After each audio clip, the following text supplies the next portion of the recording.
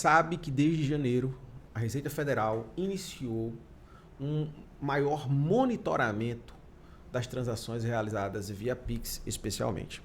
Agora, recentemente, nós tivemos no último dia 23 de março o início do prazo para quê? Para a entrega de declaração do imposto de renda. É bem verdade que essa nova monitoração se iniciou agora, em janeiro de 26, e terá o seu maior reflexo quando? A partir da declaração do imposto de renda de 2027, que será exatamente relativa a todo esse período do sistema de fiscalização foi ampliado. A partir de agora, se você movimenta mais de R$ 5.000, os bancos terão a obrigação de informar essa movimentação para a Receita Federal. É nesse contexto que muita gente começou a se perguntar, e eu notei aqui nos comentários, que muita gente passou a recomendar o uso da criptomoeda Bitcoin. E aí, como usuário de Bitcoin que sou, utilizo Bitcoin também, vi que existem algumas incongruências e algumas pessoas fazendo interpretações equivocadas sobre o tema.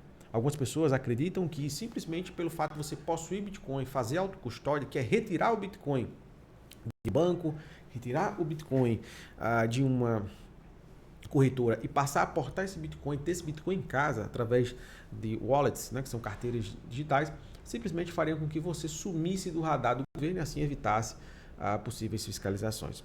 A verdade é que não é bem assim. Inclusive, nós tivemos regras alteradas que passaram a vigorar já agora em 2026 e não somente o Pix passou por uma ampliação da monitoração, mas também o Bitcoin. Se você não sabe, o Bitcoin também passou a ser monitorado desde fevereiro desse ano, tá? E eu projeto para você agora na tela, tá? Algumas dúvidas muito relevantes. Mas antes, eu peço para você se inscrever nesse canal, ativar o sininho das notificações e me ajudar a chegar nos 15.000 inscritos.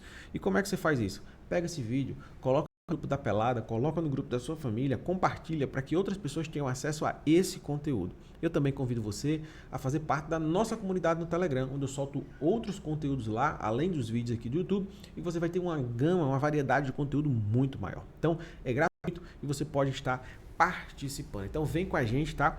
Vamos lá, gente. Eu preparei aqui algumas dúvidas, que são as dúvidas da maioria das pessoas, tá?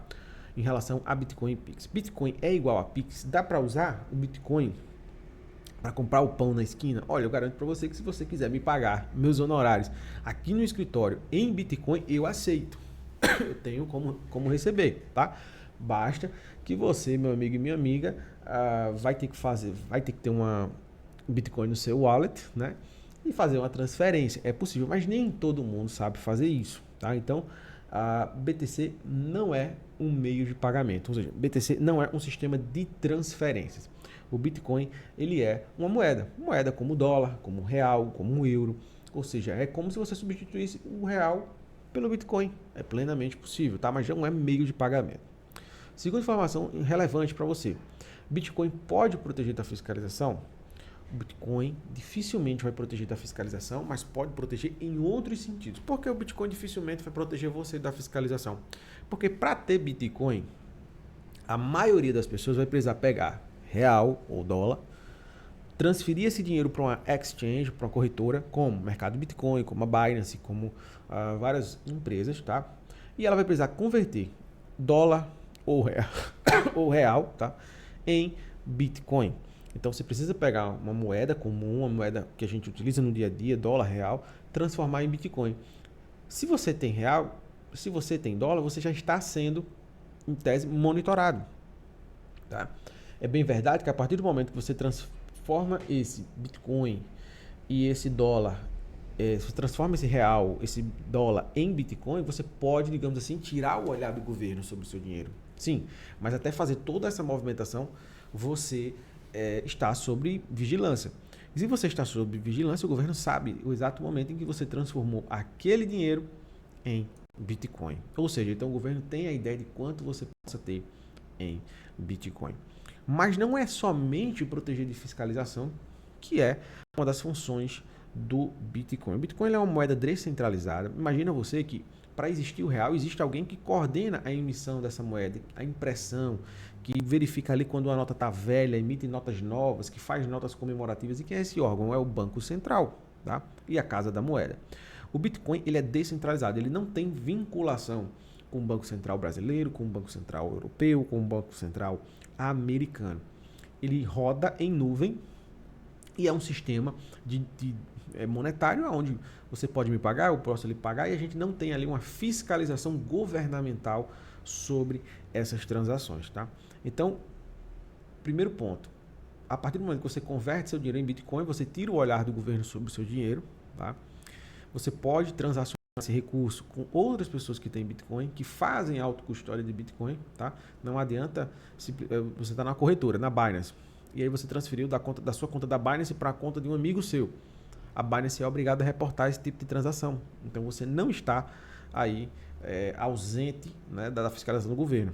Continua sendo fiscalizado da mesma maneira. Tá?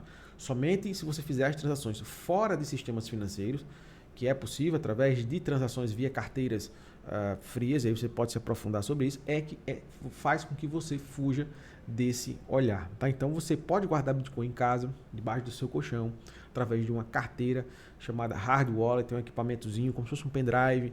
Você vai colocar ali os seus Bitcoins, né? E você vai conseguir guardá-los em casa e proteger assim do alcance do governo. Tá? Mas o Bitcoin te protege de duas formas muito interessantes, tá? Que eu trago até aqui. Vou aqui um comparativo, tá? Nos últimos 10 anos, o Bitcoin valorizou cerca de 27.000%, tá? Enquanto o real brasileiro sofreu com 60% de inflação, ou seja, o seu dinheiro perdeu 60% do poder de compra nos últimos 10 anos, enquanto o Bitcoin valorizou 27.000% nos últimos anos. Ou seja, se você simplesmente ficar com real, se você simplesmente guardar real, guardar dólar, o seu dinheiro vai perder valor.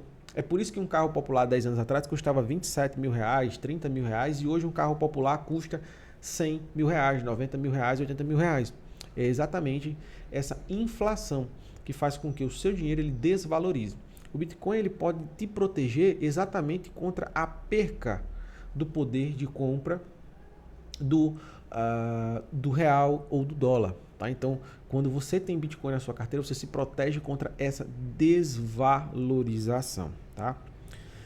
Além disso, né, outra informação importante o Bitcoin ele é anônimo? Sim. Se você tem Bitcoin na sua carteira, se você tem Bitcoin, o seu dinheiro está anônimo. O governo não sabe quanto você tem, o governo não sabe quanto que você valorizou e tudo mais ali, se está fora do sistema, se você está armazenando em casa, se você está com um armazenamento offline, tá? Um armazenamento numa carteira fria que a gente chama. Né? Entretanto, desde fevereiro, o governo, da mesma forma que ampliou a fiscalização do Pix, ampliou a fiscalização sobre o Bitcoin, justamente porque sabia que algumas pessoas iam querer fugir para esse tipo de criptomoeda. Né? Então, a partir de fevereiro, as exchanges, que são as corretoras, né, elas precisam informar toda vez que você comprar Bitcoin. Então, imagina, por exemplo, que você pegou 100 reais e você comprou em Bitcoin. Ótimo. Você diz, pô, agora eu tenho um Bitcoin. Ah, mas o governo está sabendo que você comprou Bitcoin. Aí você diz, não, mas eu vou transferir para minha carteira fria, vou guardar na minha casa. A partir de então, desde fevereiro, que é obrigado as corretoras a informar. Olha, fulano tinha 100 reais, ele comprou 100 reais de Bitcoin, mas ele transferiu 100 reais de Bitcoin para essa carteira aqui. Se você não sabe, as carteiras elas são identificadas por um código. Então, digamos, vai ter lá A, E, B, 5, D, X, F, um código numérico, alfanumérico. Né? E aí, a exchange ela é obrigada, a corretora é obrigada a informar hoje para o governo que você transferiu para essa carteira. Então, o governo sabe que você tem a carteira. Qual é o grande lance? O grande lance, pessoal, é que quando você compra Bitcoin e você coloca ele na carteira, para acessar esses Bitcoins, para poder transferir esses Bitcoins, você precisa de uma sequência de pelo menos 12 palavras. Né? E se você não tiver essa sequência de 12 palavras, o Bitcoin simplesmente ele não é passível de transferência para qualquer lugar. Não adianta você ter o pendrive e não ter a senha. Digamos assim, estou chamando pendrive, né, de forma popular, mas não adianta você ter aqui, meus Bitcoins estão aqui. Imagina que isso aqui é a hard wallet. Então, meus Bitcoins estão aqui. Nunca mais paguei imposto de renda. O governo foi lá, penhorou, não, vou pegar a sua hard wallet para penhorar. Tá, tem R$1 milhão em Bitcoin aqui. Não adianta, o governo nunca vai conseguir acessar se você não fornecer as senhas. E essa é mais uma das formas que o Bitcoin ele consegue te proteger. Tá? Embora não garanta hoje um anonimato tão fidedigno, o Bitcoin consegue te assegurar e te garantir, tá, que os teus recursos não serão expropriados, ou seja, eles não serão tomados de você de uma forma tão simples, através de uma canetada, através de uma decisão judicial. Eu até recomendo que você depois dê uma olhada na história de um cara chamado Daniel Fraga. O que é que esse cara ele é um ícone, né, do mercado cripto, de quem é a débito desse mercado. Por quê? Porque o Daniel Fraga, gente, ele começou lá por volta, salvo engano, 2013, 2012, 2011, por aí. Ele começou a comprar brigas com políticos e a acusar os políticos de fazerem uma série de coisas, de serem corruptos e tudo mais. E ele começou a enfrentar processos. E esses processos passaram a gerar o quê? Indenizações, ou seja, o Daniel começou a ter que pagar muitas indenizações ali para esses políticos. E foi o que ele fez? Ele converteu tudo que ele tinha para Bitcoin. E o resultado? Por mais que houve ordens de penhora, ordens de restrição de bens, ninguém nunca conseguiu achar um centavo dele, porque os recursos estavam salvaguardados dentro de carteiras que eram alimentadas via Bitcoin. Então, Bitcoin pode ser uma forma de proteção, não é mais tão anônimo quanto já foi um dia, mas é uma forma de que você pode estar utilizando de proteger o seu patrimônio, tanto quanto a desvalorização, né, decorrente da inflação, como você também pode estar protegendo ele de coisas como essas, de penhoras em razão de dívidas e tudo mais. Tá? Então, gente, eu agradeço por você ter ficado até aqui. Eu renovo meu pedido para você se inscrever nesse canal, deixar o seu joinha, deixar o seu gostei e até o nosso próximo vídeo.